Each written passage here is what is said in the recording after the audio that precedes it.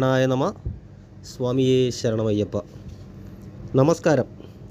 എല്ലാ പ്രിയപ്പെട്ട പ്രേക്ഷകർക്കും തൃപ്പാദമഠം യൂട്യൂബ് ചാനലിൻ്റെ മറ്റൊരു വീഡിയോയിലേക്ക് ഹാർദവമായ സ്വാഗതം.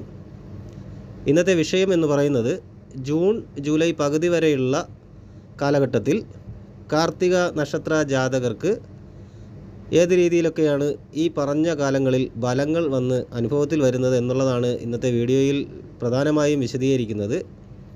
അതിനു മുന്നേ ആദ്യമായിട്ട് ചാനൽ കാണുന്നവർ ചാനൽ സബ്സ്ക്രൈബ് ചെയ്യുകയും തൊട്ടടുത്തുള്ള ബെൽ ബട്ടൺ ഒന്ന് എനേബിൾ ചെയ്യുകയും വീഡിയോ കാണുന്നവർ വീഡിയോ മുഴുവനായും കാണുവാൻ ശ്രമിക്കുകയും ചെയ്യുക. ആദിത്യൻ ഇടവം മിഥുനം രാശികളിലാണ്, അതായത് രോഹിണി മകയിരം തിരുവാതിര എന്നീ ഞാറ്റുവേലകളിലും സഞ്ചരിക്കുന്ന ഒരു കാലമാണ് ഇത്. അതായത് രോഹിണി തിരുവാതിര എന്നീ ഞാറ്റുവേലകൾ ഭാഗികമായും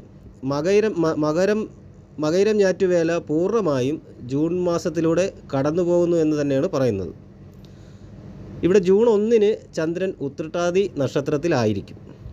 ജൂൺ 30 രാശിചക്ര ഭ്രമണം ഒരു പ്രാവശ്യം പൂർത്തിയാക്കി ചന്ദ്രൻ മകയിരം നക്ഷത്രത്തിലെത്തുന്നു. ജൂൺ 6 അമാവാസിയും ജൂൺ 21, 22 തീയതികളിലായിട്ട് പൗർണമിയും ഭവിക്കുന്നു എന്നുള്ളതാണ്. ജൂൺ 1 ചൊവ്വ മീനത്തിൽ നിന്നും മേടത്തിലേക്ക് പ്രവേശിക്കുന്ന സമയവും ജൂൺ 18 വരെ അശ്വതി നക്ഷത്രത്തിലും തുടർന്ന് ഭരണി നക്ഷത്രത്തിലുമാണ് ചൊവ്വയുടെ സഞ്ചാരപാത എന്ന് പറയുന്നത്. ബുധനാണെങ്കിൽ ഇടവം രാശിയിൽ തന്നെ നിലനിൽക്കുന്നു എന്ന് തന്നെ പറയാം. ജൂൺ 14 മിഥുനത്തിലേക്ക് സംക്രമിക്കും. ജൂൺ ആദ്യവാരം മുതൽ ബുധന് ക്രമമൗഢ്യാവസ്ഥ വരുന്നു എന്നുള്ളത് ഓർമ്മിക്കുക. ശുക്രൻ ഇടവം രാശിയിലാണ്. ജൂൺ 12 മിഥുനത്തിലേക്ക് സംക്രമിക്കും എന്നുള്ളതാണ്. ജൂൺ മാസം മുഴുവൻ ശുക്രൻ മൗഢ്യാവസ്ഥയിൽ തന്നെ തുടരും എന്നുള്ളതും കൂടെയാണ്. വ്യാഴം ഇടവം രാശിയിൽ കാർത്തിക നക്ഷത്രത്തിൽ സഞ്ചരിക്കുന്നു. വ്യാഴമൗഢ്യം ജൂൺ 4 അവസാനിക്കും. ശനി കുംഭം രാശിയിൽ പൂരുരുട്ടാതി നക്ഷത്രത്തിൽ തുടരും. രാഹു കേതു എന്നിവ മീനം രാശിയിലും, അതായത് രേവതി നക്ഷത്രത്തിൽ, കേതു കന്നി രാശിയിലും, അതായത് അത്തം നക്ഷത്രത്തിൽ അപ്രദക്ഷിണഗതിയിൽ സഞ്ചരിക്കുകയും ആയിരിക്കും. അപ്പോൾ ഈ ഗ്രഹങ്ങളുടെ സ്ഥിതി അല്ലെങ്കിൽ ഈ ഗ്രഹനിലയുടെ പശ്ചാത്തലത്തിലാണ് ഈ നക്ഷത്രത്തിൻ്റെ ശുഭാശുഭ ഫലങ്ങൾ ഏത് രീതിയിൽ വന്ന് ഭവിക്കുന്നു എന്നുള്ളത് പറയുന്നത്. ഈ സമയത്ത് കാർത്തിക നക്ഷത്ര ജാതകർക്ക് ആശയവിനിമയങ്ങൾ നടത്തുമ്പോൾ അപാകതകൾ ഉണ്ടാകാതെ സൂക്ഷിക്കണം എന്നുള്ളതാണ്. വാക്കേറ്റം എന്ന രീതിയിലൊക്കെ എത്തിച്ചേരാനും അതൊരു വലിയ പ്രശ്നത്തിലേക്ക് നയിക്കാനും കാരണമാകും. അതുകൊണ്ട് ആശയവിനിമയങ്ങൾ നടത്തുമ്പോൾ ശ്രദ്ധിക്കുക. സുദൃഢമായ തീരുമാനങ്ങൾ അവലംബിക്കുവാൻ ഉള്ള ഉൾപ്രേരണകൾ ഉണ്ടാകും. ആ രീതിയിലുള്ള ഉൾപ്രേരണകൾ വന്ന് ഭവിക്കും. മേലധികാരിയുടെ ആജ്ഞകൾ അനുസരിക്കേണ്ടി വരും. കുറച്ച് ബുദ്ധിമുട്ടുണ്ടാവും തൊഴിൽ സ്ഥാനങ്ങളിലൊക്കെ. പണം മുൻകൂട്ടി ചെലവാക്കിയുള്ള പ്രവൃത്തികളിൽ നിന്നും പിന്മാറി നിൽക്കുന്നതായിരിക്കും ഉചിതം എന്ന് പറയുന്നത്. അതായത് പണം ചെലവഴിച്ചുകൊണ്ട് ബിസിനസ് പരമായുള്ള കാര്യങ്ങളിലൊക്കെ ഇറങ്ങിക്കഴിഞ്ഞാൽ പരാജയങ്ങൾ സംഭവിക്കുവാനുള്ള സാധ്യത വരും എന്നുള്ളതാണ്. ചർച്ചകൾ, പരീക്ഷ, ഇൻ്റർവ്യൂ, കലാകായിക മത്സരങ്ങൾ തുടങ്ങിയവയിലൊക്കെ തൃപ്തികരമായി പങ്കെടുക്കുവാനും അത് നല്ല രീതിയിൽ അവതരിപ്പിക്കുവാനും വിജയം കരസ്ഥമാക്കുവാനും സാധിക്കും എന്നുള്ളൊരു സമയമാണ്. പ്രത്യേകിച്ച് വിദ്യാർത്ഥികൾക്കും ഉദ്യോഗം അന്വേഷിച്ച് നടക്കുന്നവർക്കും എന്നുള്ളതാണ്. ഉദ്യോഗം ഉപേക്ഷിച്ചോ ഉദ്യോഗത്തിനോടനുബന്ധമായോ ഉള്ള ഉപരിപഠനത്തിന് ചേരുവാനുള്ള സാഹചര്യങ്ങളുണ്ടാവും. പറയുന്ന വാക്കുകളിൽ അബദ്ധങ്ങൾ ഉണ്ടാകാതെ സൂക്ഷിക്കുക. ആദ്യം പറഞ്ഞതുപോലെ തന്നെ ആ ഒരു കാര്യങ്ങൾ പ്രത്യേകം ശ്രദ്ധിക്കുക. കടം കൊടുത്ത സംഖ്യ തിരികെ ലഭിക്കും. അത് ഒരുമിച്ചല്ലെങ്കിലും പലപ്പോഴായിട്ടെങ്കിലും തിരിച്ച് ലഭിക്കുവാനുള്ള സാധ്യതയുണ്ട്. മംഗളകർമ്മങ്ങളിലും വിരുന്ന് സൽക്കാരങ്ങളിലുമൊക്കെ സജീവമായി പങ്കെടുക്കുവാൻ സാധിക്കും എന്നുള്ളതാണ്. കൂടാതെ സംയുക്ത കൃഷി രീതിക്ക് തുടക്കം കുറിക്കും. നല്ല രീതിയിലുള്ള കാര്യങ്ങൾ ചെയ്യുവാൻ തുടക്കം കുറിക്കും.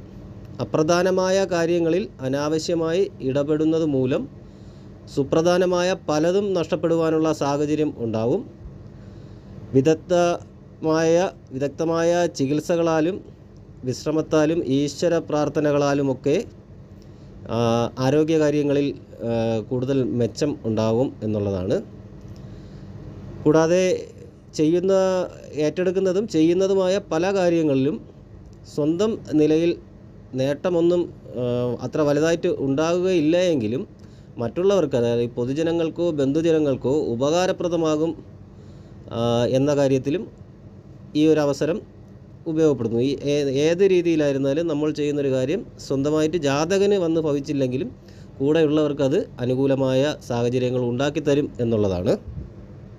കൂടാതെ വേറൊരു പ്രധാനപ്പെട്ടൊരു കാര്യമെന്ന് പറഞ്ഞാൽ മുൻ തീരുമാനങ്ങൾ, അതായത് മുൻകൂട്ടി എടുത്തു വച്ചിരിക്കുന്ന തീരുമാനങ്ങളൊക്കെ അത് പ്രാവർത്തികമാക്കുക എന്നത് കുറച്ചൊക്കെ വെല്ലുവിളികൾ നിറഞ്ഞതായിരിക്കും, കുറച്ച് ബുദ്ധിമുട്ടായിരിക്കും അത് പ്രാവർത്തികത്തിൽ കൊണ്ടുവരാനായിട്ട്.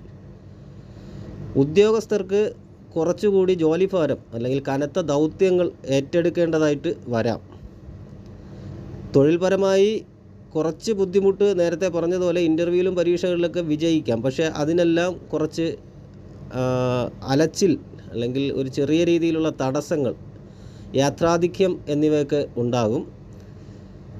ജോലി തേടി നടക്കുന്നവർക്ക് അല്ലെങ്കിൽ ജോലി ഇല്ലാത്തവർക്ക് മാസത്തിൻ്റെ ഈ രണ്ടാം പകുതിയോടുകൂടി ഗുണപരമായ കാര്യങ്ങളുണ്ടാവും.